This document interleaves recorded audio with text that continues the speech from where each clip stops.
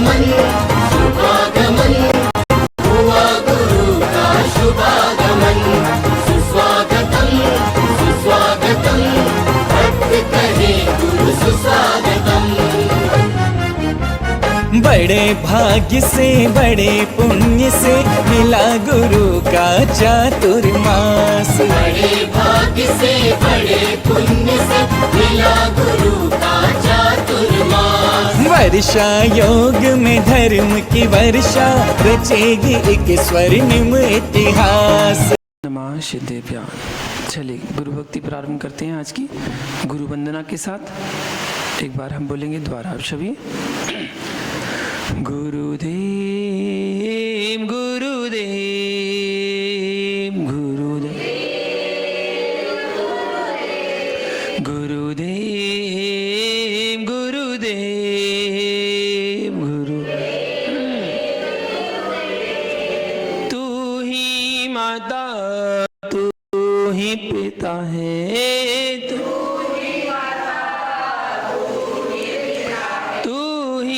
माता तू ही पिता है,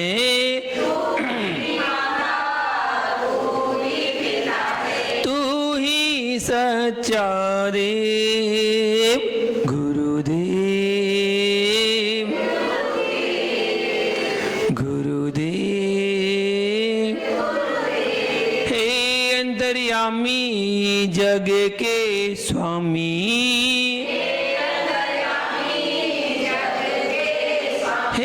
अंतर्यामी जग के स्वामी,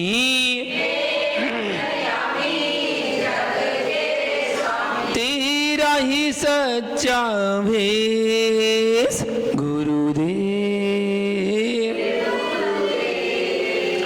गुरुदेव। तू ही दिवाकर तू ही सुधाकर,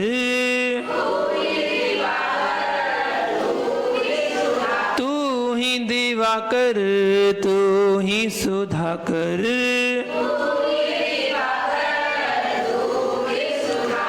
तुझ में न राग न द्वेष गुरुदेव।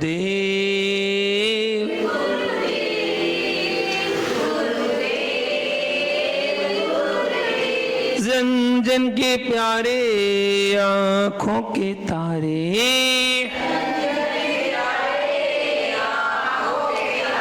जन जन के प्यारे गुरुवर हमारे,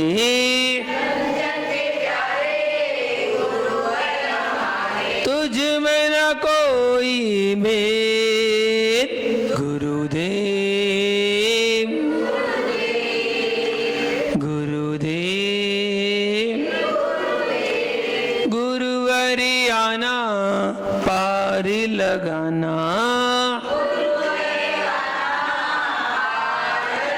गुरुवरी आना भूल न जाना,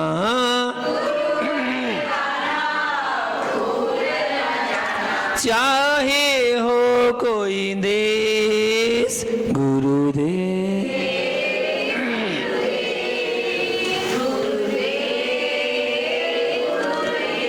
तू ही सहारा तू ही किनारा,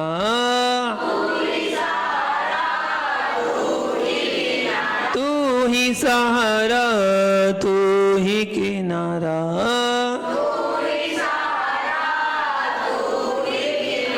तू ही हमारा देव गुरुदेव गुरुदेव। तू ही आदि सागर तू ही महावीर कीर्ति,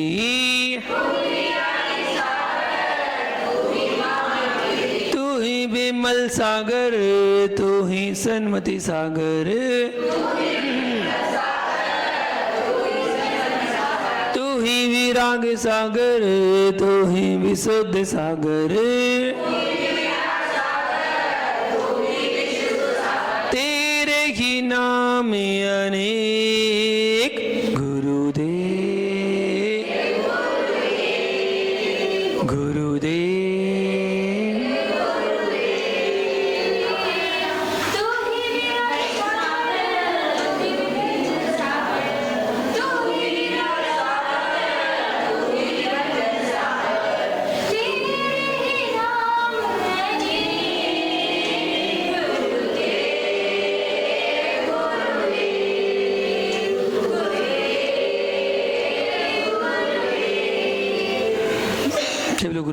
विराक्षक जी महामुनि राज की।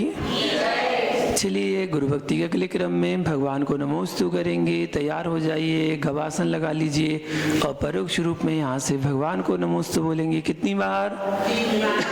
3 बार। जोर से बोलेंगे, हे त्रिलोकीनाथ भगवान नमोस्तु।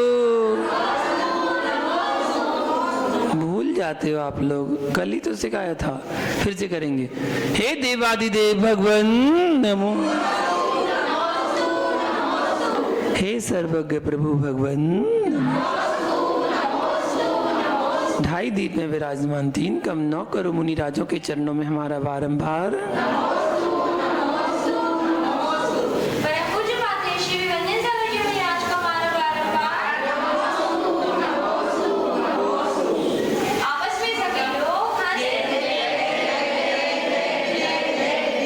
बोलने ही दिया, वाह।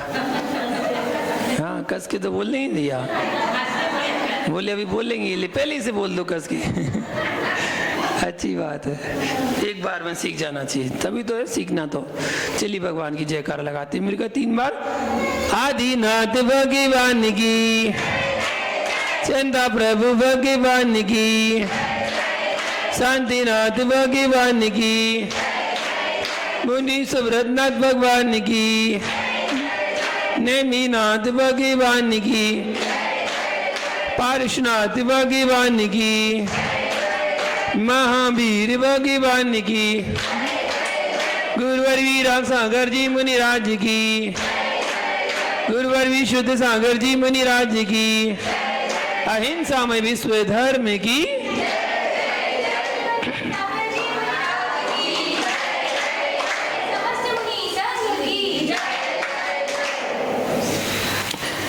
जयकारा के बाद कितनी शांति लगती है ना, तो बिल्कुल शांति थोड़ी सी छा जाती है। छोटी चलते हैं गुरु चरणों में कुछ पंक्तियों के साथ आज की गुरु भक्ति को आगे बढ़ाते हैं। आप आए या ना आए गुरुवर, आप आए या ना आए गुरुवर, इसका कोई गम नहीं है। आप आए या ना आए गुरुवर, इसका कोई गम नहीं है। याद आपकी दिल में है, ये एहसास कोई कम नहीं है, ये एहसास कोई कम नहीं है। इस दिल से तेरी याद भुलाई नहीं जाती। अब गुरुदेव बहुत दूर चले गए ना, क्या करें लेकिन। इस दिल से तेरी याद भुलाई नहीं जाती, ये श्रद्धा की दौलत है, लुटाई नहीं जाती। किस दिल से कहते हो तुम्हें दिल से भुला दूं, किस दिल से कहते हो कि तुम्हें दिल से भुला दें। हर रोज ये दुनिया बसाई नहीं जाती, हर रोज ये दुनिया बसाई नहीं जाती। चलते हैं आगे बढ़ते हैं गुरु भक्ति के अगले क्रम में और कुछ जानकारी लेते हैं जिज्ञासा के साथ। अगर आपकी कोई जिज्ञासा हो तो पूछ लीजिएगा, है किसी की कुछ पूछना हो तो पूछ सकते हैं, वरना फिर आपको तो पता ही है हम तो जिज्ञासा कर ही लेंगे और आप ही की जिज्ञासा करेंगे। जो आप लोग पूछते हैं ना, आप लोग को जो जानकारी चाहिए वो संबंधी जिज्ञासा। तो कल हमने जाना था सबसे पहले मंदिर के बारे में। मंदिर किसे कहते हैं, मंदिर का अर्थ क्या है, ये जाना था। उसी के आगे जानते हैं मंदिर संबंधी जिज्ञासा कि मंदिर की स्थापना क्यों की जाती है, क्या जरूरत है मंदिर की स्थापना करने की, मंदिर बनाने की, इतना खर्चा करने की क्या जरूरत है। अपने अपने घरों में एक छोटा सा आला बना लो और 1-2 फोटो रख लो, दिया बत्ती कर लो, हो गया मंदिर। स्थापना करने की क्या आवश्यकता है भैया। जिन बिंब दर्शन, दर्शन मतलब होता है देखना, दर्शन मतलब देखना, और उसमें जिनेंद्र भगवान को देखना, तो जिन बिंब दर्शन, जिनेंद्र भगवान का दर्शन करना जिन बिंब दर्शन कहलाता है। जब जिन बिंब भगवान का दर्शन करते हैं तो भगवान को देखते हैं, निहारते हैं। एक अपलक दृष्टि से भगवान को देखिएगा। जिनेंद्र भगवान के दर्शन से सम्यक दर्शन की प्राप्ति होती है। सम्यक दर्शन कैसे होता है? जिन दर्शन से होता है निज दर्शन, और निज दर्शन से होता है सम्यक दर्शन। सम्यक दर्शन की प्राप्ति कराने में जिन दर्शन निमित्त बनता है, ये बहिरंग साधन है।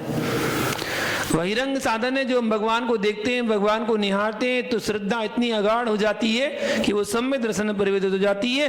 अतः जिन बिंब के दर्शन करने से हमारे परिणाम बिल्कुल निर्मल हो जाते हैं, भाव हमारे शुद्ध हो जाते हैं, परिणाम बिल्कुल शुद्ध हो जाते हैं, श्रद्धान निर्मल होता है, श्रद्धा मजबूत होती है, दृढ़ होती है। इसलिए दर्शन हेतु हमें मंदिरों की स्थापना करना चाहिए और होती है, दर्शन के लिए होती है। अब जो कहते हैं कि दर्शन तो घर पे भी कर सकते हैं, हमारे तो हृदय में भगवान है। आजकल बच्चे कहते हैं तो बाहर जाना जरूरी है क्या, हमारे तो हृदय में भगवान है। तो उनको यही कह सकते हैं कि भैया जैसे हर क्रिया के लिए हमने एक स्थान निश्चित किया है, वैसे ही दर्शन के लिए भी एक स्थान निश्चित किया गया है। नहाने के लिए स्थान निश्चित है, बैठने के लिए स्थान निश्चित है, खाने के लिए स्थान निश्चित है, सोने के लिए स्थान निश्चित है, नहाने के लिए स्थान निश्चित है, हर क्रिया के लिए स्थान निश्चित है। जब हर क्रिया का स्थान निश्चित है तो ऐसे ही जिन भगवान के दर्शन करने का स्थान निश्चित है, और वो है मंदिर। मंदिर की स्थापना इसलिए की जाती है, आप मंदिर में जाके दर्शन करके आप अपनी श्रद्धा को अगाढ़ करते हैं, मजबूत करते हैं और सम्यक दर्शन की प्राप्ति करते हैं। जिसने एक बार भी सम्यक दर्शन की प्राप्ति कर ली, निश्चित वह आगे चलकर मोक्ष को प्राप्त करेगा, ये निश्चित है। एक बार भी और एक क्षण के लिए ही सही, एक बार सम्यक दर्शन की प्राप्ति हो गई तो निश्चित उसका मोक्ष जाना निश्चित हो गया। अब वो कब जाएगा ये नहीं कह सकते, 10 भाव में, 20 भाव में, 40 भाव में, 100 भाव में, 1000 भाव में, लेकिन जाएगा। वाह, ज्ञानी है। कितनी पर्यायों को धारण करेगा उस अर्ध पुद्गल परावर्तन काल में, न जाने कितनी बार जन्म मरण करेगा, लेकिन श्रद्धा उसकी एक बार जब बनी थी देवसास गुरु पर, तो निश्चित उसने ऐसा अपना पुण्य जगाया कि उसका सम्यक दर्शन प्राप्ति करने के बाद छूट भी गया, सम्यक दर्शन छूट भी गया। तब भी उसकी श्रद्धा जो अगाढ़ थी, एक समय के लिए हुई थी, उसकी वजह से उसका अर्ध पुद्गल परावर्तन काल शेष रहा। सम्यक दर्शन होने के बाद अब मोक्ष जाना उसका निश्चित हो गया। मोक्ष केवल भव्य का होता है, अभव्य का कभी मोक्ष नहीं होता। अभव्य जैसा था वैसा ही रहता है, अभव्य का कभी मोक्ष नहीं होता है। अभव्य कभी भव्य नहीं बनता, कभी नहीं बनता। अभव्य कभी भव्य नहीं बनता, भव्य कभी अभव्य नहीं बनता, ऐसा नियम है, प्रकृति है। अब मन में जिज्ञासा उठती है, ऐसा क्या, ऐसा कौन सा पाप किया था जो वो अभव्य बन गया, ऐसा कौन सा पाप किया था? जो है सो है, इसका कोई जवाब नहीं होता है। स्वभाव तो तर्क गोचरा, मतलब स्वभाव में कोई तर्क नहीं होता, जो है सो है। अभव का मोक्ष नहीं होता, अभव का मोक्ष होता है, ये तो स्वभाव है, यही प्रकृति है। क्यों, कैसे, इसका कोई जवाब नहीं। पानी ठंडा क्यों होता है? अग्नि गर्म क्यों होती है? अरे रीजन तो बताओ क्यों होती है? स्वभाव है, और स्वभाव तो तर्क गोचरा, स्वभाव में तर्क नहीं चलता, स्वभाव तो स्वभाव ऐसा ही है, उसमें कोई तर्क नहीं चलता। तो ऐसा ही है कि भव्य का मोक्ष होता है, अभव्य का मोक्ष नहीं होता है। भूतो न भविष्यति, कभी उसका मोक्ष होता ही नहीं है।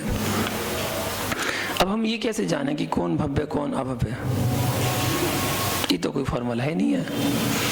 ऐसा कोई फार्मूला तो बनाया नहीं गया कि जिससे पता चल जाए कि ये भव्य है कि अभव्य है, ये सम्यक दृष्टि है कि मिथ्या दृष्टि है। ऐसा कोई फार्मूला है जिसको लगाया जाए? जैसे बुखार नापते ना, तो मुंह में लगाते हैं और पता चल जाता है बुखार कितना है, तो पता चल जाता है। ये तो फार्मूला है बुखार को जानने का। लेकिन सब में दृष्टि है कि मिथ्या दृष्टि है? इसका फॉर्मूला तो आपके पास नहीं है, ना मेरे पास है, ना किसी के पास है। वो तो केवल एक ही जानता है बस। कौन? केवल ज्ञानी। जो केवल ज्ञानी होगा वही जानता है कि कौन भव्य और कौन अभव्य, किसका मोक्ष होगा किसका नहीं होगा, वो तो वही जानता है। आप और हम नहीं जान सकते। हाँ, आचार्यों ने कहा है इतना जरूर है कि अगर आपके अंदर ये चिंतन चल रहा है, ये विचार चल रहा है कि मैं भव्य हूं या अभव्य हूं, अगर इतना चिंतन भी आपके मन में चला तो निश्चित आप भव्य हैं। क्या है आप? निश्चित भव्य हैं। अभव्य के मन में ऐसा विचार ही नहीं आएगा कि मैं अभव्य हूं कि भव्य हूं, विचार ही नहीं आएगा। आपके मन में विचार आ रहा है, इसका मतलब आप भव्य हैं। भगवान की वाणी सुनने के लिए आतुर हैं, आप भव्य हैं। देवसास गुरु के चरणों में आ रहे हैं, निश्चित आप भव्य हैं। आचार्य भगवान कहते हैं निश्चितम सा भवित भव्यो भावी निर्वाण भाजरम। निश्चित से वो कौन सा जीव है? भव्य जीव है। और कहाँ जाएगा? भविष्य में निर्वाण पद को प्राप्त करेगा, ऐसा आचार्य भगवान कहते हैं। तो अपने आप को क्या मानो? भव्य। भगवान के दर्शन रोज कर पा रहे, गुरुओं की वाणी सुन पा रहे, हम तो भव्य हैं। हमारा भी मोक्ष होगा। अब कब होगा ये निश्चित नहीं है, लेकिन मोक्ष जरूर होगा, निश्चित है, होगा ही होगा। जिन मंदिर और जिन बिंब निर्माण कब से प्रारंभ हुआ? जिज्ञासा। जिन मंदिर का निर्माण होना और जिन बिंब का निर्माण होना कब से प्रारंभ हुआ? है आदिनाथ के पुत्र भरत ने। अच्छा, भरत ने बनवाए थे। कितने? बहुत ज्ञान है, बहुत स्वाध्याय करती है। सही कहा। वर्तमान में देखा जाए तो जैन मान्यता के अनुसार प्रथम तीर्थंकर जो आदिनाथ हुए, आदिनाथ के जो पुत्र भरत चक्रवर्ती हुए, तो भरत चक्रवर्ती ने कैलाश पर्वत पर 72 जिन मंदिर का निर्माण करवाया था और प्रतिमाएं विराजमान करवाई थी, प्रतिमाओं की स्थापना कराई थी। तभी से वर्तमान के उससे ये परंपरा निर्बाध अभी तक चली आ रही है। सिद्धांत अनुसार अकृत्रिम जिन बिंब और जिन मंदिर अनादिकाल से हैं। कौन? अकृत्रिम, अनादिकाल से। ढाई लोक में भी, मध्य लोक में भी हैं, ऊर्ध्व लोक में भी हैं, अधोलोक में भी हैं, पूरे तीनों लोक में। मेरू में है, पर्वतों पर है, कुलाचलों पर है। अकृत्रिम जिनालय। चांद में है, सूरज में है, अकृत्रिम जिनालय। वो अकृत्रिम जिनालय जो है वो शाश्वत है। वो अकृत्रिम जिनालय शाश्वत थे, हैं और रहेंगे। उनको किसी ने निर्मित नहीं किया, उनको किसी ने बनाया नहीं है, वो अकृत्रिम है। तो अकृत्रिम और कृत्रिम, कृत्रिम बनाए जाते हैं और अकृत्रिम शाश्वत थे, हैं। और नंदीश्वर दीप शाश्वत था, है और रहेगा, उसका कभी नाश होने वाला नहीं है, वो तो ऐसा ही है। 52 जिनालय नंदीश्वर में, 52 जिनालय। एक जिनालय में 108 प्रतिमा। एक प्रतिमा कितनी धनुष की? 500 धनुष की प्रतिमा है भैया। एक धनुष की 500 धनुष की प्रतिमाएं, 108 प्रतिमाएं 52 जिनालयों में भरी पड़ी हैं, है ना। 500 धनुष। एक धनुष कितने हाथ का? 4 हाथ का। एक हाथ कितने फुट का? 3.5 का। अब लो इन लो, ज्यादा हो गया, ज्ञान ज्यादा हो गया। एक धनुष 4 हाथ का, एक हाथ 1.5 फुट का, तो एक धनुष 6 फुट का। एक धनुष 6 फुट का, तो 500 धनुष 3000 फुट। 3000 फुट के जिन बिंब। आहा, आंख बंद करके कल्पना करो, नंदीश्वर द्वीप में 52 जिनालय हैं। एक एक जिनालय में 108 प्रतिमाएं हैं। एक एक प्रतिमा 500 धनुष उतंग है। 500 धनुष मतलब 3000 फुट की प्रतिमा जहाँ पर विराजमान होगी, और आप वहाँ पर खड़े हो भगवान के दर्शन करने के लिए। आप अपनी अवगाहना से देखिए वो भगवान कैसे नजर आ रहे हैं। आप उनके सामने कैसे नजर आ रहे हैं? कैसे? सौंप के दाने के बराबर, इतने से 3000 फुट, 3000 फुट। गोमटेश बाहुबली भगवान की प्रतिमा 57 फुट की है। पता? 57 फुट की प्रतिमा का जो चरण है ना, वो 9 फुट का है। 9 फुट का चरण है। सोचो, जब आप वहां दर्शन करने जाते हैं और अपना मस्तक उनके अंगूठे के नाखून पर रखते हैं, अंगूठा तो बहुत बड़ा है, अंगूठे के नाखून पर रखते हैं तो आपका चेहरा पूरा हो जाता है, पूरा उस नाखून में कवर हो जाता है। इतना बड़ा तो नाखून है, उसमें ही कवर हो जाता है। तो सोचो, जब 3000 फुट के भगवान के दर्शन करने का सौभाग्य मिलेगा तो कैसा लगेगा और कैसे जिनबिंब होंगे, बहुत ही अद्भुत अद्भुत होंगे। तो आकृतिम जिनालय अनादिकाल से थे, हैं और रहेंगे, वो शाश्वत है। अकृत्रिम जिनालय कहते हैं। और कृत्रिम जो भरत चक्रवर्ती के द्वारा बनवाए गए थे और वो जिनालय उस समय बनाए गए थे। उसके बाद निरंतर आगे तीर्थंकर होते रहे और आगे आगे मूर्तियां आदि स्थापित होती गई। लेकिन वर्तमान की स्थिति में देखें तो आज कहीं पर भी चतुर्थ काल की प्रतिमा तो देखने नहीं मिलती है। ये तो अतिशयोक्ति है। अति प्राचीन कोई प्रतिमा नजर आती है तो उसको भक्ति आवेश में कह देते हैं, ओह चतुर्थ काल की मूर्ति है। कौन सी है? चतुर्थ काल की मूर्ति है। चतुर्थ काल मतलब कब? 2500 साल पहले।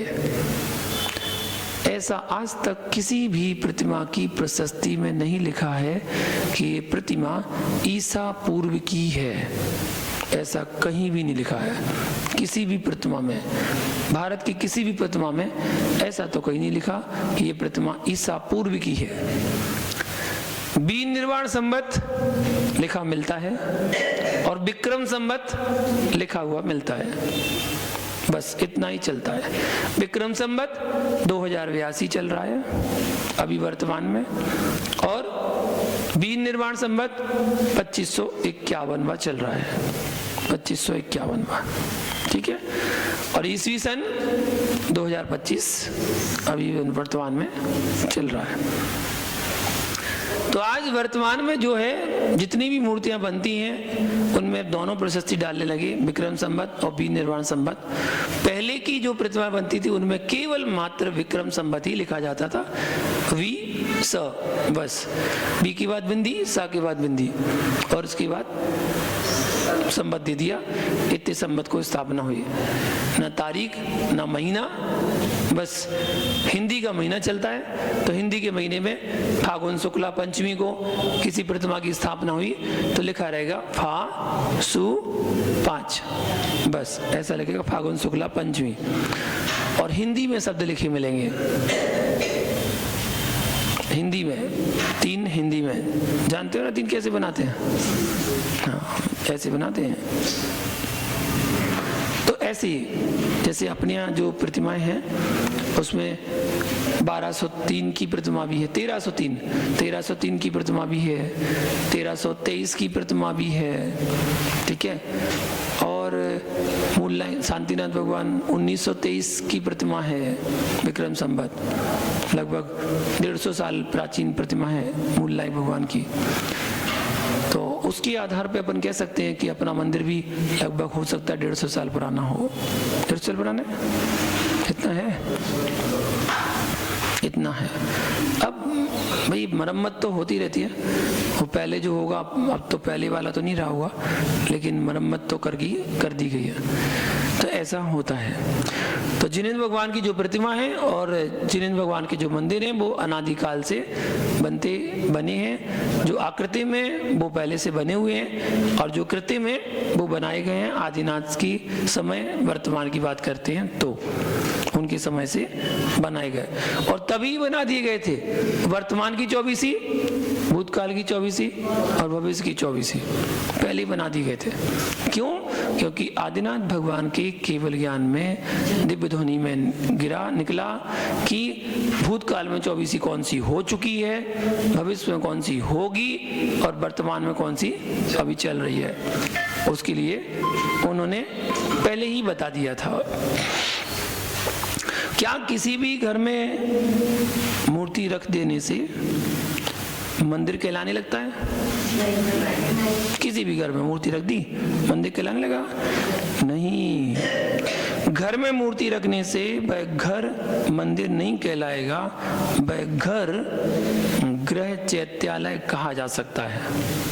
चैत्यालय, उसके घर में जो चैत्यालय बनाया गया जहां पर चैत्य का आलय है, चैत्य मतलब प्रतिमा, तो चैत्यालय जहां पर प्रतिमाएं विराजमान की गई हैं घर में, उसको चैत्यालय कहा जा सकता है बस। और चैत्यालय कहाँ होता है? तो चैत्यालय ऐसे स्थान में बनाया जाता है जहां पर किसी के अगर पैर आदि पड़ते हैं दोष लगता है। वर्तमान में तो फ्लोर सिस्टम चलने लगे हैं। पहले चलते थे अपने घर, ऊपर से नीचे तक, नीचे से ऊपर तक पूरा घर अपना होता था। अब फ्लोर सिस्टम चलते हैं, first floor, second floor, third floor, और फ्लोर ज़्यादा हो जाता है, इतना नहीं ले पाते हैं तो फिर फ्लैट सिस्टम चलता है। उस फ्लोर में 4 फ्लैट हैं तो 4 फ्लैट में 4 फैमिलियाँ रह रही हैं। अब ऐसे तो 15 फ्लोर हैं और 15 फ्लोर में 4-4 फ्लैट हैं तो 60 फैमिलियाँ रह रही हैं एक बिल्डिंग में। जिस एक बिल्डिंग में एक फैमिली, एक परिवार, एक खानदान रहता था, वहां पर उतनी जगह पर 60 फैमिलियां रह रही हैं। अब ऐसा सिस्टम होने लगा। अब आप फ्लैट में कैसे भगवान को विराजमान करोगे? ऊपर तो भगवान के पैर पड़ेंगे, फिर कैसे कर पाओगे? नहीं कर सकते। तो चैत्यालय जो बनाए जाते थे वो टॉप फ्लोर पर बनाए जाते थे। अपने घर की टॉप फ्लोर पर बनाइएगा जहां पर किसी का पैर आदि ना पड़े, टॉप फ्लोर पर। या अपने घर के बगल में ही जो आपकी जमीन हो, उस घर के एक हिस्से पर आप चैत्यालय का निर्माण कर सकते हैं। चैत्यालय का निर्माण करके आप दर्शन करें। मतलब ग्राउंड फ्लोर में ही, ग्राउंड फ्लोर में छोटा सा एक चैत्यालय बना ले, एक कमरा बना लिया, एक कमरे में छोटा सा अपना मंदिर बना के, वेदी बना के, और उसमें प्रतिमा विराजमान करके आप श्री जी का अभिषेक आदि करके उस चैत्यालय की पूजा पाठ कर सकते हैं। वो कहलाता है गृह चैत्यालय। उसको मंदिर नहीं कहा जाता है, उसको मंदिर नहीं कहा जाता है। किसका प्रतीक होता है? मंदिर बनाए जाते हैं ना, मंदिर किसका प्रतीक होता है? देखिए, शास्त्रीय अर्थों में अगर हम बात करें तो मंदिर समूह शरण का प्रतीक होता है। किसका प्रतीक? और वर्तमान परिप्रेक्ष्य में मंदिर एक विद्यालय के समान, एक न्यायालय के समान, एक चिकित्सालय के समान, एक जलाशय के समान, एक आराधना केंद्र एवं उद्यान का प्रतीक माना जाता है। इतनी अवस्थाएं दी गई हैं मंदिर को, इनका प्रतीक रूप में मंदिर को माना गया है वर्तमान परिप्रेक्ष्य में। और शास्त्रिक में देखें, समूसरण समूसरण का प्रतीक है। आप वहां पर जाते हैं जहां पर सबको समान शरण मिलती है, सबको समान शरण मिलती है, उसी का नाम तो समूसरण है। समान शरण, चाहे वो त्रिंश गति का जीव हो, और चाहे वो देव गति का जीव हो, और चाहे वो मनुष्य गति का जीव हो, तीनों गति के जीवों को एक साथ भगवान के समूषण में बैठने का अवसर मिलता है और भगवान की वाणी सुनने का अवसर मिलता है तीनों को। और चाहे वो देव भवनवासी हो, चाहे व्यंतर हो, चाहे ज्योतिष हो, चाहे बेमाने को, कोई भी हो, सभी प्रकार के देव और सभी प्रकार की देवियां। देखिए, मैं अक्सर आप लोगों से कहता हूं, व्यवस्थित बैठा करें, व्यवस्थित, खिचड़ी मत पकाएं, 2 यहाँ 2 वहां 2 वहां। अक्सर मैं कहता हूं ना, इसलिए तो कहता हूं कि समूषण में देखिए आप व्यवस्था। वहां से भगवान के समूषण में 12 सभाएं लगी हैं। उन 12 सभाओं में 4 सभा देवों की, भवनवासी देव, व्यंतर देव, ज्योतिष देव, वैमानिक देव। 4 सभा देवियों की, भवनवासी देवी, ज्योतिष देवी, वैमानिक देवी, व्यंतर देवी। ठीक है, जो जहां से आता है वो अपने कोटे में जाता है। भवनवासी देवी आएगी तो भवनवासी देवी के कोटे में जाएगी, अगल बगल किसी के नहीं बैठेगी, अपने अपने कोटे में बैठेगी, उनका निर्धारित स्थान है, वो वहीं बैठेंगे। अब बचे 4 में एक त्रिंज को दे दिया, 2 मुनि आरिका को दे दिए, एक मुनि को, एक आरिका को, और एक दे दिया श्रावक को। ठीक है, श्राविका को नहीं दिया, हाँ श्राविका को नहीं दिया। देखो कितना भेदभाव हुआ तुम्हारे साथ है? हाँ आती तो बहुत है, लेकिन क्या करें बताओ, श्रावक को तो दे दिया, तुमको नहीं दिया। अरे बी पॉजिटिव, अच्छा सोचो ना। हम अच्छा सोचते हैं क्या, अरे देखो इनके लिए तो अलग बिठा दिया, हमें तो आरिकाओं के साथ बिठाला गया। ताली बजाओ, है ना, इनको तो अलग दे दी, चलो अलग बैठो। मुनियों के साथ बैठने की नहीं है हिम्मत तुम्हारी, मुनियों के साथ नहीं बिठाला, मुनियों का कोटा अलग है, और श्रावक का अलग, त्रिंज का अलग। और आरिका के कोटे में कौन बैठी? श्राविका बैठी। बोले देखो हमारा कितना बड़ा दर्जा दिया, हमें आरिकाओं के बराबर स्थान में बिठाला गया है, कितना सम्मान दिया। आपका सम्मान दिया ना, खुश हो जाओ, करना पड़ता है खुश। हाँ अगर इनको दुखी कर देंगे तो फिर हार पानी कैसे होगा। नहीं, सिद्धांत ऐसा ही है, आरिकाओं के साथ बैठती हैं श्राविका, ऐसा ही विधान है। तो 12 सभाएं जहाँ पर सबको समान शरण मिलती है, सभी जीव आते हैं, भगवान की वाणी को सुनते हैं, और सभी जीव मोक्ष मार्ग के लिए सुनते हैं कि मोक्ष मार्ग है क्या। ऐसा नहीं कि अलग अलग उपदेश दिया जा रहा हो कि पुरुषों को अलग, महिलाओं को अलग, देवों को अलग, देवियों को अलग, त्रियंचों को अलग, मुनि आरिका को अलग, ऐसा कोई नहीं विधान वहाँ पर। वहाँ पर तो सब जीवों को कैसा दिया उपदेश? मोक्ष मार्ग का। आप तो मोक्ष मार्ग में लगो। भाव तो आज बना लो, देवगति में हो, भाव तो आज बना लो। जब मनुष्य पर्याय में आओगे लग जाना मोक्ष मार्ग में, बन जाना मुनि। लेकिन भाव तो आज से बनाना शुरू करो। जब आज से भाव बनाना शुरू करोगे तभी तो आगे चलकर बन पाओगे। आप लोगों ने सच में कितनों ने भाव बनाए होंगे, कितनों के, सभी ने बनाए होंगे, सभी ने कितने अच्छे भाव बनाए होंगे कि हम भी मनुष्य पर्याय में जाएंगे, वहाँ जाके संयम को धारण करेंगे, मुनि बनेंगे, आरिका बनेंगे, है ना। सबने कितने भाव बने थे, तब जाके आपको जैन कुल मिला, जैन कुल में आपको जैन परिवार में देव सास गुरु का सानिध्य मिला। उसके बाद भी कहाँ फंस गए? झाड़ू लगाने में। कहाँ फंस गए? हाँ यही है। मैं तो लड़कियों से खास कर से कहता हूँ, बहनों से, कि तो बेटा तुम्हारे पास अभी 2 ऑप्शन है, बस 2 ऑप्शन है अभी तुम्हारे पास, 2 में से एक चुनना है। देखो लड़की है, तुम लोग बैठी हो ना, सुन लो, माता जी तो बनना पड़ेगा, ये तो 101% माता जी तो बनना ही पड़ेगा। बस माता जी की 2 कैटेगरी, एक झाड़ू वाली माता जी, एक पीछी वाली माता जी। एक झाड़ू वाली माता जी और एक पीछी वाली माता जी। अब तुम्हें कौन सी वाली बनना है वो तुम्हारे ऊपर निर्भर है। अपना निर्णय करो कि तुम्हें पीछी लेके सबको पीछी लगानी है या झाड़ू, एक घर में झाड़ू लगानी है। भाई देखो झाड़ू भी लगाना पड़ेगी जाओगे तो, ऐसा है। तो आपके ऊपर निर्भर करता है। भगवान का उपदेश जिनने सुना था उनके तो भाव ऐसे निर्मल हुए थे कि वो भी क्या कर ले, क्या कर ले, हम भी भगवान बन जाएं। जब भगवान का उपदेश सुनते ना तो ऐसे लगता है हम भी भगवान बन जाएं। तो मंदिर समूह शरण का प्रतीक होता है जहाँ पर सबको समान शरण मिलती है और जब को सबको वहाँ पर रहने का स्थान मिलता है। ऐसा इसलिए मंदिर में देखो आप सब लोग आते हैं, बच्चे भी, बड़े भी, बूढ़े भी, जवान भी, युवा भी, सब आते हैं, सब आते हैं ना। और सब आकर क्या करते हैं, कोई, सबको अपना अपना स्वतंत्रता है, सबको अपनी अपनी स्वतंत्रता। कौन सी स्वतंत्रता है? कोई जाप कर रहा है, कोई साप पाठ कर रहा है, कोई स्वाध्याय कर रहा है, कोई माला फेर रहा है, कोई अभिषेक कर रहा है, कोई पूजा कर रहा है, कोई विधानी कर रहा है अपना, है ना। अपने अपने काम में सब लगे हुए हैं, सब अपने अपने स्वतंत्र हैं, सब क्रिया कर सकते हैं। आप ये नहीं, अधीन नहीं किसी के, आपको ऐसा करना पड़ेगा। जहाँ पढ़ेगा शब्द आ जाता है ना, वो हमारा धर्म है ही नहीं है। पढ़ेगा शब्द हमारे यहाँ नहीं चलता। हमारे यहाँ तो धर्म श्रद्धा से होता है। कैसे होता है? श्रद्धा से।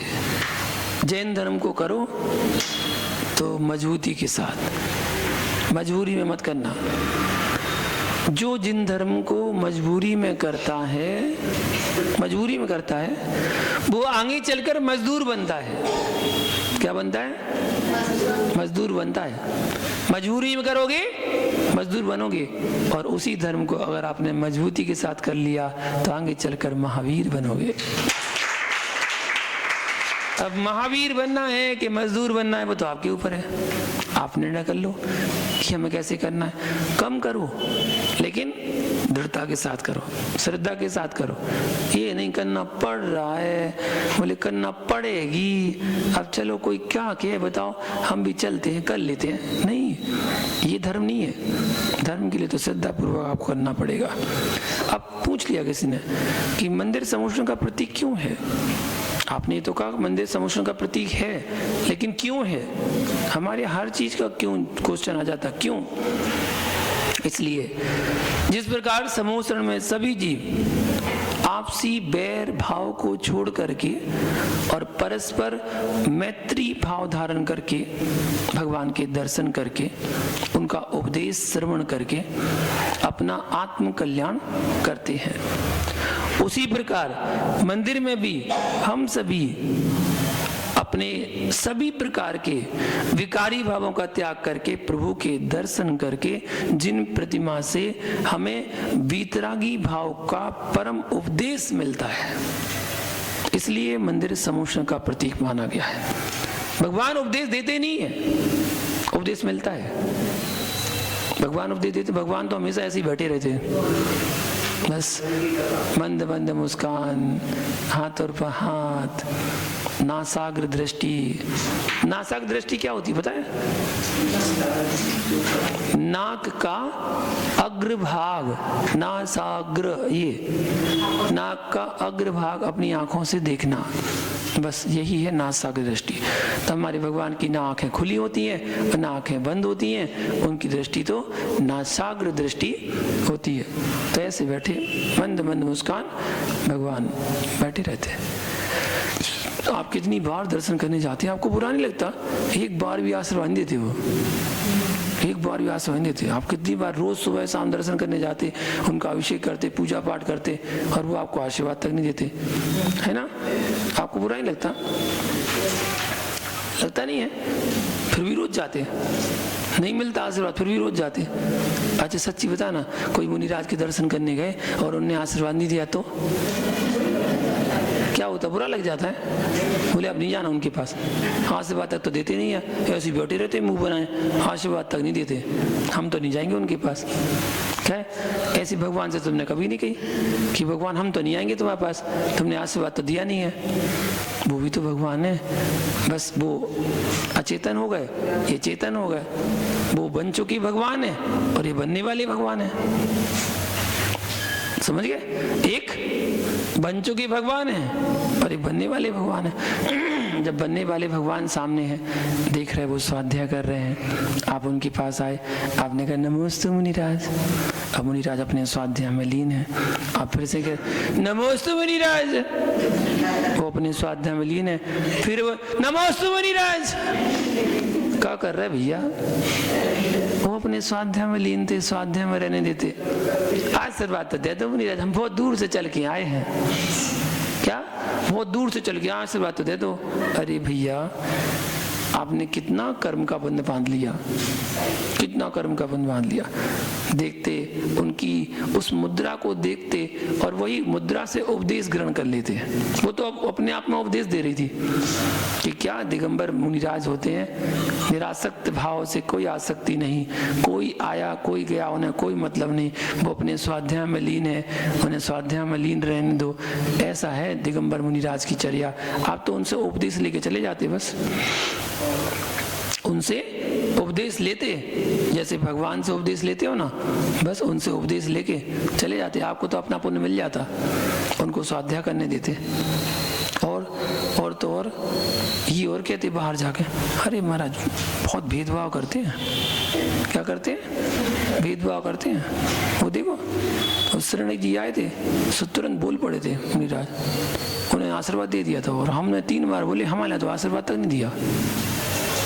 ऐसी और कहेंगे, अरे इतना पुण्य तो कमा लो कि मुनिराज सारे काम छोड़ के आपको देखने के लिए, आपको आशीर्वाद देने के लिए तत्पर हो जाएं।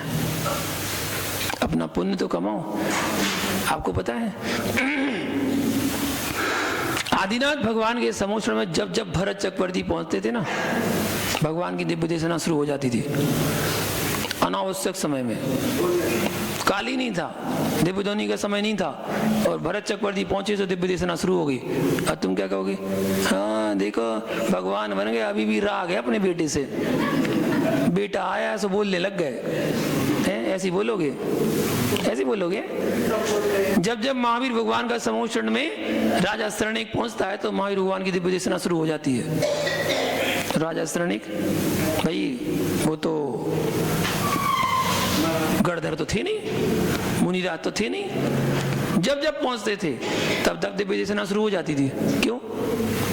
रिश्तेदार थे, मौसाजी थे। अब मौसाजी थे भाई, मौसी के हस्बैंड मौसाजी तो थे। मौसाजी आए, बोले चलो प्रवचन दे दो, ऐसे ही है? नहीं, अरे भैया इनने तो गिने थे 60,000 क्वेश्चन पूछे थे, ये तो समय वहीं बैठी थी गिन रही थी। हाँ श्रेणी पूछो 51,001, 51,002।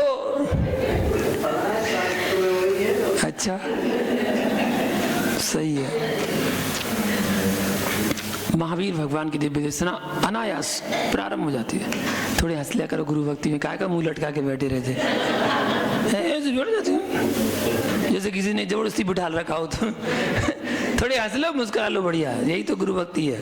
इसलिए तो कभी कभी बीच बीच चुटकुला छोड़ देते हम, तो हंस लिया करो थोड़ा सा। अब महावीर भगवान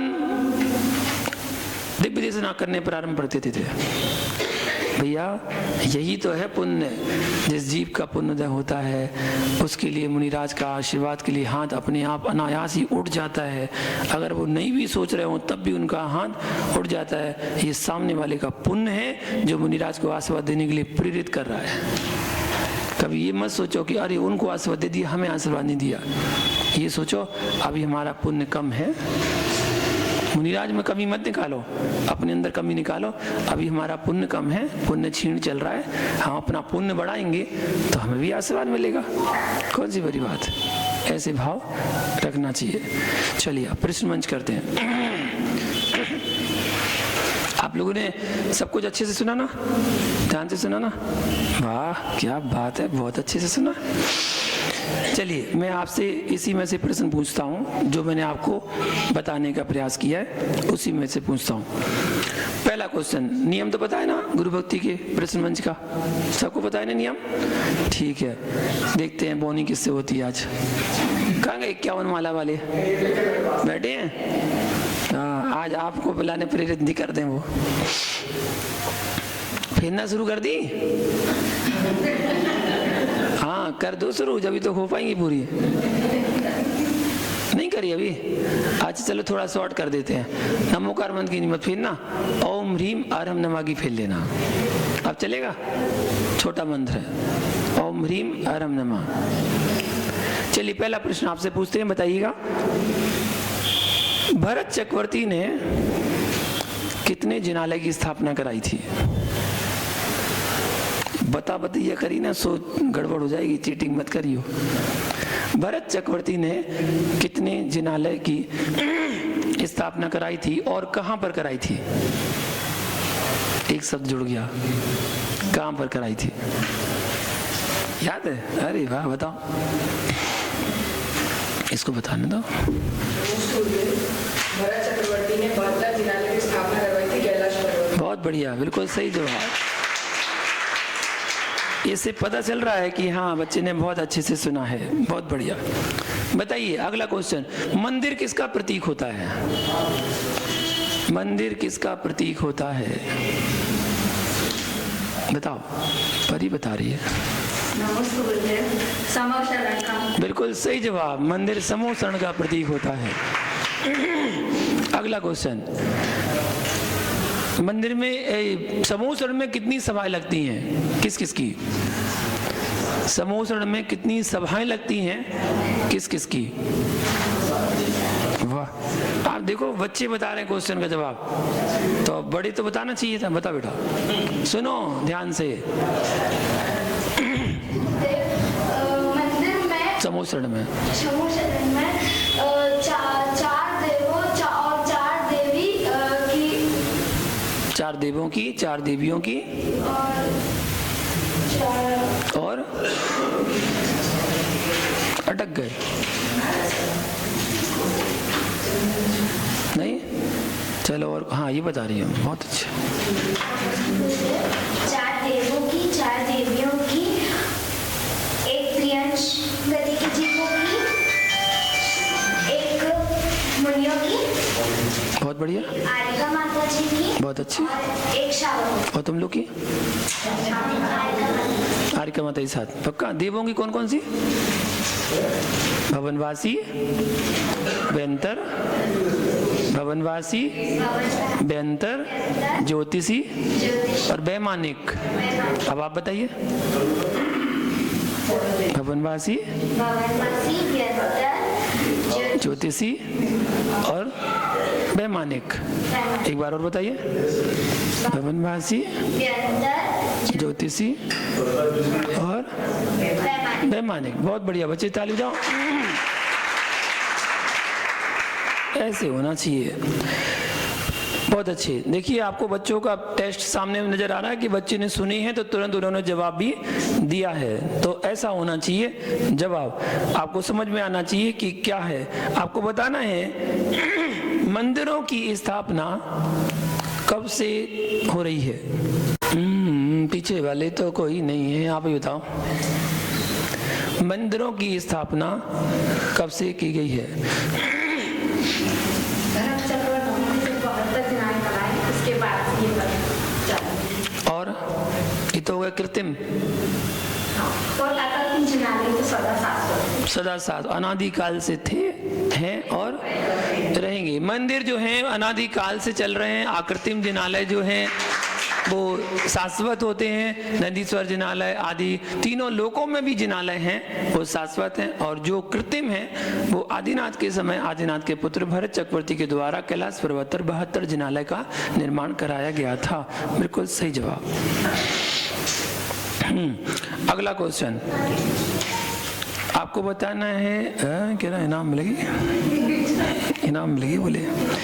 हाँ, आपको बताना है चैत्यालय किसे कहते हैं? चैत्यालय, चैत्यालय किसे कहते हैं? बताइए। अभी अभी बताते जा रहे हैं हम आपको, अभी भी बताते हो, तुरंत बताना है बस। बताओगे बेटा? मतलब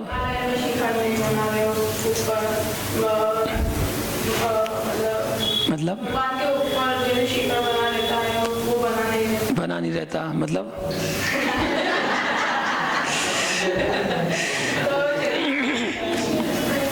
कुछ सही है। देखिए आप भी जानकारी रखो। चैत्यालय किसे कहते हैं? चैत्यालय वो कहलाते हैं जब हम किसी घर में रहते हैं अपने, और घर में जिन भगवान की प्रतिमाओं को विराजमान करते हैं, लेकिन घर की टॉप फ्लोर पर एक कमरा बनाते हैं।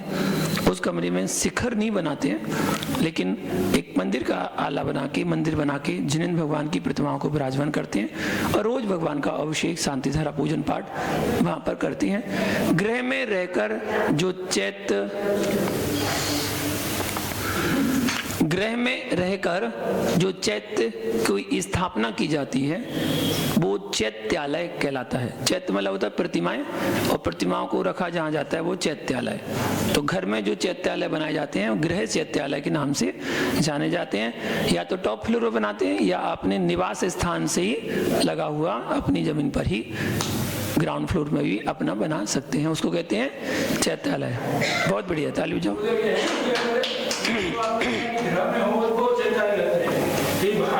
बना सकते हैं, बना चैत्यालय कहेंगे उसको।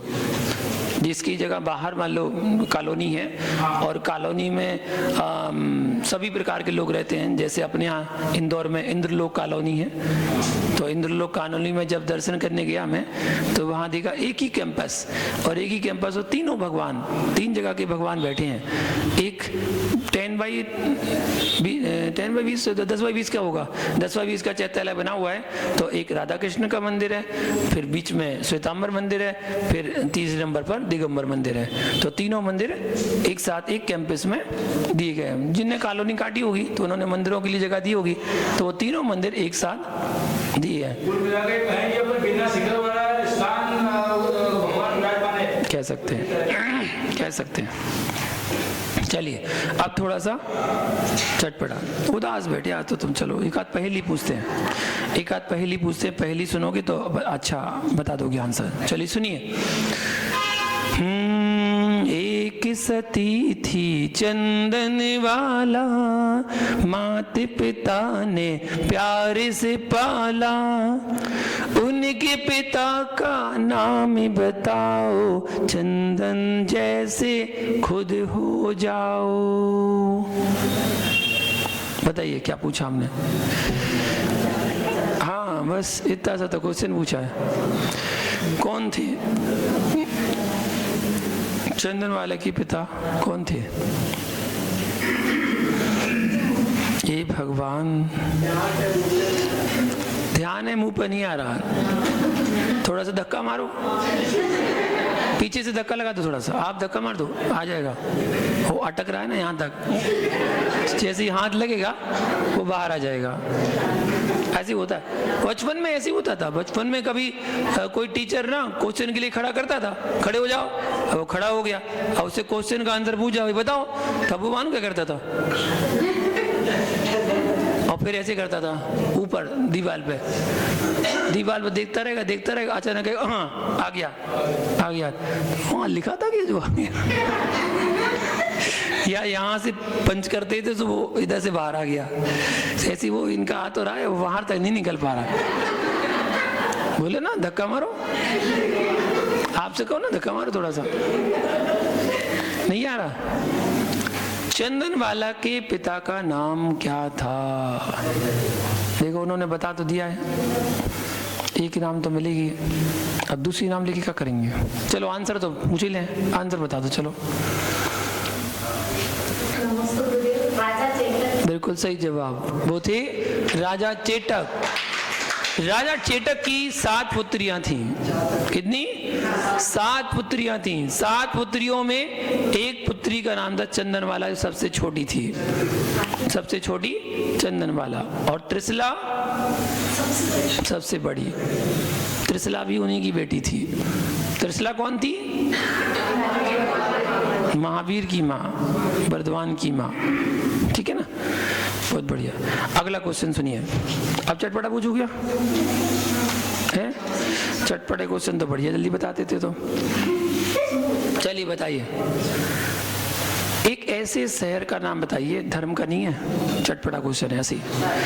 एक ऐसे शहर का नाम बताइए जिसमें 3 भाषाओं का प्रयोग किया गया है, हिंदी, संस्कृत, इंग्लिश। 3 भाषाओं का प्रयोग किया गया है। वो कौन सा शहर है? उस शहर का नाम बताइए और एक्सप्लेन करके बताना कि कहाँ पर हिंदी है, कहाँ पर संस्कृत है, कहाँ पर अंग्रेजी है। तो ये सब आपको बताना है, बताइए। अरे आपको आ गया कैसे?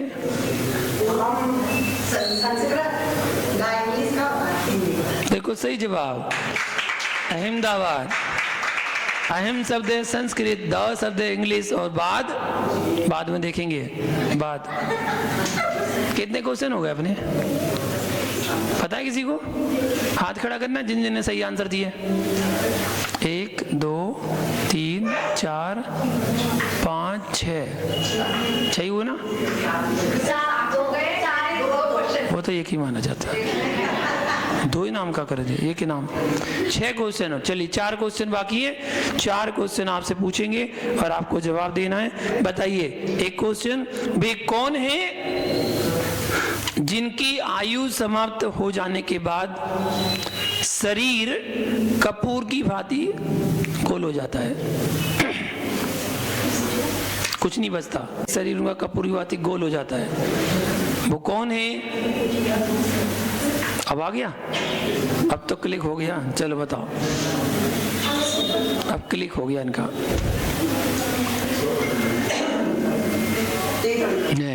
बहुत ज्ञानी है, बैठो, गलत जवाब। चलो और बताओ, ये भी यही बताएंगे तो बैठे रहो। और कोई बताएगा? अब तुम्हें ज्यादा पता कि हमें ज्यादा पता? अब हम पूछ रहे तो जवाब कुछ और होगा ना। तुम तो हमसे ज्यादा होशियार हो रही हो। हाँ, अब कुछ तो सस्पेंस होगा उसमें, थोड़ा सा सस्पेंस होगा, कुछ ना कुछ तो होगा। बताइए दादी। सिद्ध भगवान का शरीर ही नहीं होता, सिद्ध भगवान का शरीर होता ही नहीं यार। मैंने क्वेश्चन ये पूछा है, क्वेश्चन को ध्यान से सुनिए। वे कौन हैं जिनकी आयु समाप्त हो जाने के बाद शरीर कपूर की भांति गोल हो जाता है, कुछ शेष नहीं बचता? वो कौन? किसी को आ रहा है? वरना छोड़ दे। हाँ, आ गया, आ गया, धक्का मार दिया। सलाह का पुरुष पूछ रही हो, हमसे बता रही हो। स्टाइल तो ये है, पूछ रही हो सलाह का पुरुष। अरे आंटी, सलाह का पुरुष 63 होते हैं, उसमें नारायण भी होते हैं, पृथ्वीनारायण भी होते हैं, चक्रवर्ती भी होते हैं, तीर्थंकर भी होते हैं, तो अब सब होते हैं उसमें, नहीं रुद्र नहीं होते। ऐसी मत कहियो, पाप लगे। बताओ। कुंद कुंदाचार? अरे अम्मा, क्या बता रही तुम? No, wrong answer. अरे भैया, थोड़ा दिमाग तो लगाओ। मैं आपसे बार बार क्वेश्चन पूछ रहा हूँ और आपसे कह रहा हूँ कि जिनकी आयु पूरी होती है उनका शरीर गोल हो जाता है। बताइए। जीव, अपन भी तो जीव हैं, पूरा का पूरा शरीर रहता है, तो शरीर गोल कहाँ होता है? अपना तो पूरा शरीर रहता है, उसको जलाया जाता है फिर। बताइए।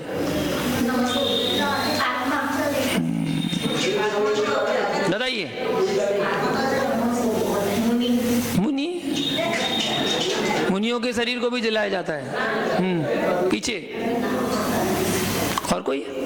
बस, चलो ठीक है, कल के लिए छोड़ देते हैं। ये क्वेश्चन आप खोज के लाना, पूछ के लाना, कहीं से ही पूछ लेना, किसी से ही पूछ लेना, आपके लिए छूट है। लेकिन कल पूछें क्वेश्चन, आप इसको खोज के लाना। क्वेश्चन फिर से सुन लीजिए ध्यान से, एक एक शब्द सुनिए ध्यान से। वे कौन हैं जिनकी आयु समाप्त हो जाने के बाद शरीर कपूर की भांति गोल हो जाता है? तुम्हें आ गया? कैसे आ गया? धक्का मार के? बताओ। और एक और? बहुत बढ़िया बेटा, तुमने दिमाग लगाया। इन बड़े बड़े लोगों से तुमने अच्छा दिमाग लगाया। आधा तुम्हारा सही हो गया, आधा और करो। देव और देव और देव और नारकी, बिल्कुल सही जवाब, बहुत अच्छे बेटा। देव और नारकियों की जो आयु होती है, जब उनकी आयु समाप्त होती है तो उनका शरीर वहीं के वहीं कपूर की भांति गोल हो जाता है।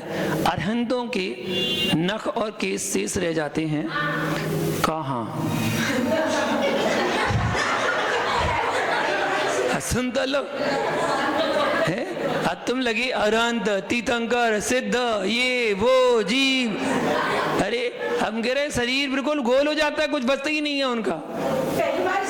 पहली बार सुना। अब याद रहेगा? अब हमेशा याद रहेगा ना? याद रखियो हमेशा, हमेशा याद रखिए। वाह बेटा, तुमने कहाँ सुन लिया? कहाँ दिमाग लगा लिया तुमने? तुक्का मंगाया क्या? तुक्का? तुक्की में तो छक्का लग गया है। कभी कभी सचिन तेंदुलकर ऐसी होता है, तुक्के में छक्का लग जाता है। कभी कभी बॉलर है, हरभजन का छक्का लग जाता है। बॉलर है वो छक्का मार देता है, वो तुक्के में लग जाता है। ऐसी ना? हाँ, चलिए अगला क्वेश्चन पूछते हैं। कितने हो गए? गिनते जाइयो। अगला क्वेश्चन। वो एक और दीपक ले आया। वो सही है, एक जेंट्स के लिए अलग, ये लेडीज के लिए अलग। अच्छा बताइए, वे कौन थे जिन्होंने इस युग में सबसे पहले दान दिया था? वे कौन थे जिन्होंने इस युग में सबसे पहले दान दिया था? वे कौन? वो चश्मा वाली आंटी भाभी, हाँ आप ही। राजा श्रेयांश। श्रेयांश आपका कौन है? बताइए ना। देखो अपने बेटे का नाम ले रही हैं। बिल्कुल सही जवाब, राजा श्रेयांश। उन्होंने सबसे पहले दान दिया था और उनका दान तीर्थ के नाम से उनका नाम शुरू हुआ और जब से दान परंपरा चली आ रही है, तृतीय काल से ये परंपरा चली आ रही है। अगला क्वेश्चन सुनिए, आपको बताना है एक प्लेट में 2 रसगुल्ला, खाने वाले 3, बराबर बराबर खाना है, कैसे खाएंगे? चटपटा क्वेश्चन है, दिमाग लगाओ, जवाब लाओ।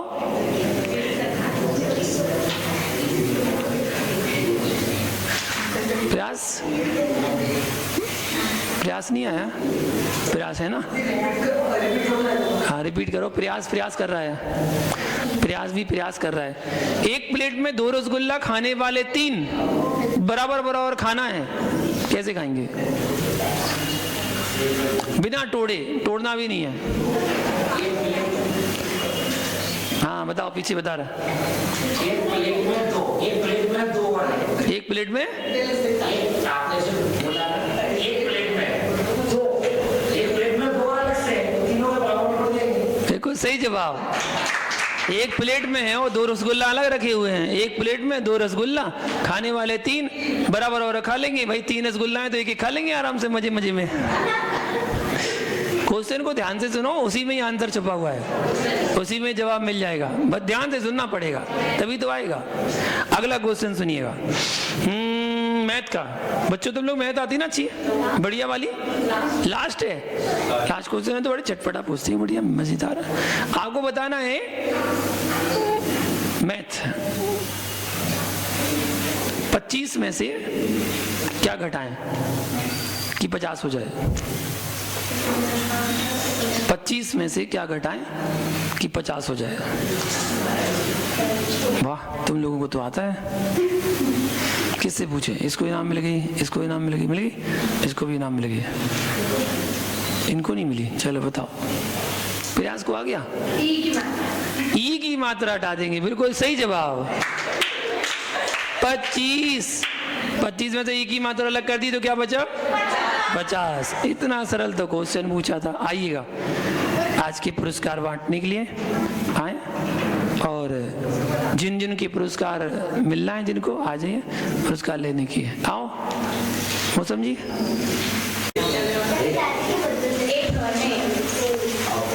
एक घर में एक ही जाएगी, चिंता मत करो।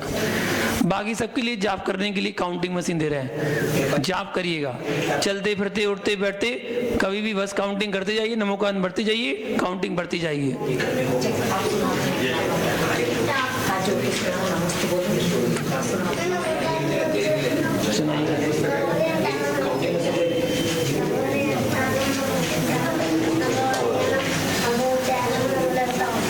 कौन रह गया? ले लो जल्दी जल्दी, बहुत बढ़िया। तो फुंसी कैसे होगी तुम्हें?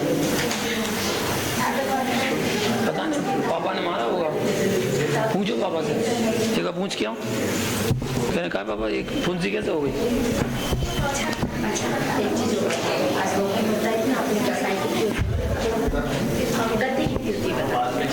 चलो बाद में चेंज कर लियो, दे दो काउंटिंग मशीन। झूठ, चोरी, कुसील, परिग्रह, बिल्कुल सही जवाब। इसको पेंसिल दवाइए, इसने 5 पाप के नाम गिना दिए। कौन सी पेंसिल से लिखते हो आप? रबड़ वाली? हमारे पास बिना रबड़ वाली है बेटा, चलेगी? तुम्हारी किस्मत देखो रबड़ वाली मिली है, देख, और किस्मत से ही मिली है। चलो आओ, कौन बच्चे आए जिनको पेंसिल नहीं मिली थी कल? आ जाओ। और किसको नहीं मिली? छोटी है, तुझे मिली थी कल? लो, आज रबड़ वाली मिल रही है। ठीक है, चलो बहुत बढ़िया। चलिए कल करेंगे त्याग शिमला मिर्च का। किसका त्याग है? तुम्हारा है, हमारा नहीं है। पहले खुलासा कर दे भैया, वरना चले चौकी में बने ही नहीं, बोले आपने त्याग कराया था। गड़बड़ मत करिए भैया। हाँ, बोले मोहनाथ को त्याग है, ऐसे मत करियो, पहले से खुलासा कर दी तुम तो। ठीक है, और यदि आपके पास जो स्तुति आपको पढ़ने के लिए बोली जा रही ना की उतारो विभंजन सागर जी मुनिराज, आज थारी आरती उतारो, आरती उतारो थारी मूर्ति निहारो, आरती उतारो थारी मूर्ति निहारो, विभंजन सागर जी मुनिराज, आज थारी आरती उतारो।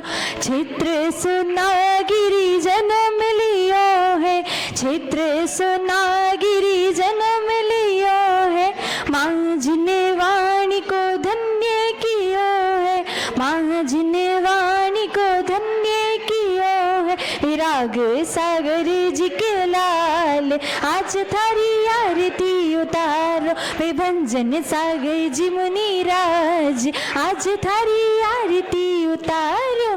ज्ञानी ध्यानी निर्अभिमानी, ज्ञानी ध्यानी शांति सुधार सीखे हो दानी, शांति सुधार सीखे हो दानी, वाणी है सुखकार, आज थारी आरती उतारो, विभंजन सागर जी मुनिराज, आज थारी आरती उतारो। कोमल काया छोड़ी माया, कोमल काया छोड़ी माया, जगी का नश्वर सुख नहीं भाया, जगी का नश्वर सुख नहीं भाया, छोड़ा सब परिवार, आज थारी आरती उतारो, विभंजन सागर जी मुनिराज, आज थारी आरती उतारूं। मोक्ष बधू तुमको अति प्यारी, मोक्ष वधु तुमको अति प्यारी, गुरु महिमा तुमसे जग जानी, गुरु महिमा तुमसे जग जानी, करो जगत उद्धार, आज थारी आरती उतारो, विभंजन सागर जी मुनिराज, आज थारी आरती उतारो। स्वर्ण रतन मई आरती भाई, स्वर्ण रतन मई आरती भाई, केवल ज्ञान मिले सुखदाई, केवल ज्ञान मिले सुखदाई, युग युग जियो मुनिराज, आज थारी आरती उतारो, विभंजन सागर जी मुनिराज, आज थारी आरती उतारो। चौथी आरती सिरी उपझाया, दर्शन देखत पाप पलाया, पांचवी आरती साधु तिहारी, कुमति विनाशक शिव अधिकारी, शरण में लो मुनिराज, आज थारी आरती उतारो, विभंजन सागर जी मुनिराज, आज थारी आरती उतारो। आरती उतारो थारी मूरत निहारो, आरती उतारो थारी मूरत निहारो, विभंजन सागर जी मुनिराज, आज थारी आरती उतारो, आगमन शुभागमन हुआ गुरु का शुभागमन, सुस्वागतम सुस्वागतम, भक्त कहे गुरु सुस्वागतम। बड़े भाग्य से बड़े पुण्य से मिला गुरु का चातुर्मास, बड़े भाग्य से बड़े